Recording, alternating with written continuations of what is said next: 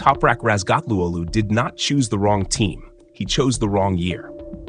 That is the part the paddock understands, and the part fans keep skipping because it ruins the fantasy.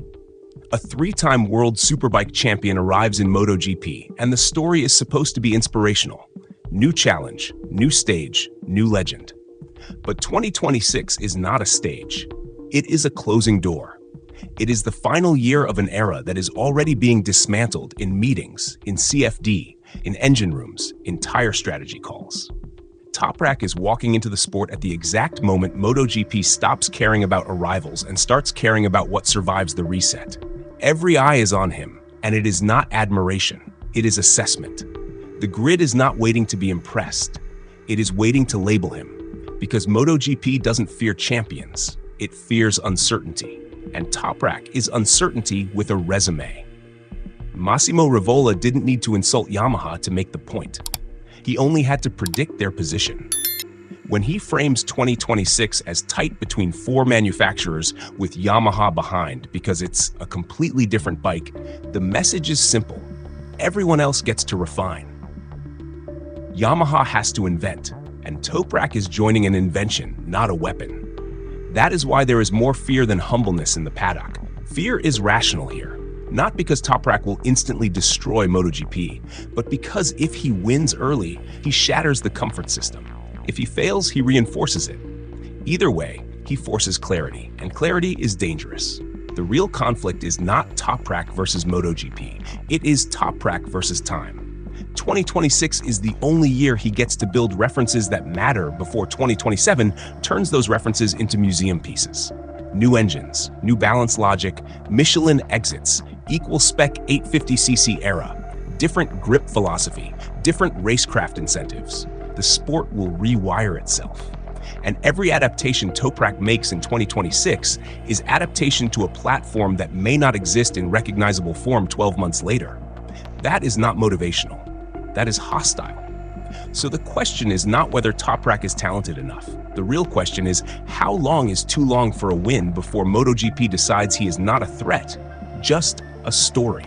And MotoGP is vicious about stories. The illusion that will get him killed, fans want a clean narrative. He needs a season. He will learn the tires. Yamaha will improve. Give him time. Time is not neutral in MotoGP. Time is a currency, and Yamaha is broke on it. Every other serious manufacturer enters 2026 with continuity. Ducati refines, Aprilia sharpens, KTM chases conversion, Honda climbs. They are not building a motorcycle from scratch. They are adjusting a known ecosystem. Yamaha is doing the opposite. The V4 move is a structural reset. It changes how the bike accelerates, how it turns, how it loads the tire, how it behaves under engine braking, how it rewards or punishes late braking. It is not a bolt-on part. It is a new personality. So when people say Toprak needs time, they're really saying Toprak needs stability, and Yamaha cannot promise stability in year one of a new engine concept. That means Toprak's learning curve won't be linear. It will be erased and redrawn repeatedly. One test teaches a habit. The next test punishes that habit. One race shows a weakness. The next update shifts the weakness somewhere else. That is how prototype development works when you are chasing the leaders, not leading the chase. Toprak's greatest strength in Superbike has been exploitation through understanding. He doesn't just ride a bike fast. He memorizes what it wants, then weaponizes what it hates. He turns instability into a lever. But instability only becomes a lever when it is consistent. A moving target is not a lever. It is a distraction. So the illusion that time automatically helps him is wrong. Time can also dilute him. Time can turn adaptation into waiting. And MotoGP does not reward waiting. It replaces it. Why the paddock is watching like predators? The paddock is not watching Toprak because they are curious. They are watching because Toprak will produce a verdict on Yamaha's project, whether he wants to or not. If he struggles, it won't be framed as rookie pains. It will be framed as the V4 is late. If he flashes speed, it will be framed as the rider is special. If he wins, it becomes worse for everyone. It becomes proof that talent can still break architecture. It becomes proof that the hierarchy is less sacred than it looks. That's why there is fear. Because MotoGP is built on the idea that the best riders rise through the accepted pipeline and then win on the accepted machines. Toprak is not from the pipeline. He is not from the accepted path. If he wins, it embarrasses the gatekeeping logic. If he fails, it empowers it. The grid doesn't want embarrassment. The grid loves empowerment. So they will watch him the way people watch a test, not to support it, to see what it proves. The Rivola problem and what it really means. Rivola's line about Yamaha being behind because it's a completely different bike is not a throwaway. It is a warning about where pressure will land. When a grid is tight, a couple of tenths is not a small step. It is 3 rows on the grid. It is the difference between riding in clean air and being trapped in tire temperature chaos. It is the difference between entering the top train or spending the race fighting people who are not your enemy, just your obstacle. Toprak's first MotoGP season might be defined by qualifying more than by racecraft. That's not romantic, that's brutal. Because riders can survive race inconsistency with talent. They cannot survive perpetual bad grid position without burning their tires, their confidence, and their reputation. So if Yamaha starts 2026 behind, Toprak doesn't just have to adapt. He has to adapt while starting in traffic, learning passes, managing tire temperature, avoiding contact, and still delivering visible progress to a team that needs proof. That combination is how reputations die quietly. Not with a crash, with invisibility. He'll have less pressure. No, he won't. There's another lie people tell to sound reasonable. If he's at the back, pressure is lower. In MotoGP, pressure is not about podium expectations. Pressure is about narrative control. If Toprak is fighting for P12, the paddock doesn't say he's learning. It says he's irrelevant. If he is irrelevant, sponsors don't spike. Team politics doesn't shift. Media oxygen goes elsewhere, and the rider becomes easier to downgrade. Pressure increases when you cannot create moments, and Toprak's entire value is moments. The most dangerous thing that can happen to him is not failing spectacularly. It's finishing decently, consistently, without ever forcing a headline. MotoGP doesn't fear decent, it forgets it. The Quartararo shadow that makes this uglier, Toprak is not joining a vacuum. He is joining a Yamaha universe that already contains a threat. Fabio Quartararo's patience. Quartararo has demanded a winning bike as his contract timeline tightens. He has already shown speed through poles, even when results don't follow. That creates a brutal internal comparison. If Quartararo is extracting performance and Toprak is struggling, Toprak becomes the outsider who can't. If Toprak flashes while Quartararo still suffers, Yamaha will be forced to choose how they allocate attention, updates, and narrative protection. Either scenario creates internal pressure that is toxic for a new rider. Because Toprak's adaptation will not be judged on its own. It will be judged relative to Quartararo's situation and relative to what Yamaha promised itself when it went V4. Development projects are never patient when there is a star already demanding results. So Toprak's real enemy is not another rider. It is Yamaha's need for a story that does not look like failure. The brutal truth about wins, in year 1 now to the real question. How long is too long for a win? Not a podium, not a good weekend, a win. Because Toprak is not arriving as a 20-year-old learning the class. He is arriving as a 3-time champion whose identity is dominance. MotoGP will not let him be promising for long. It will force him to be proven or limited. The timeline for that classification is shorter than fans want to admit.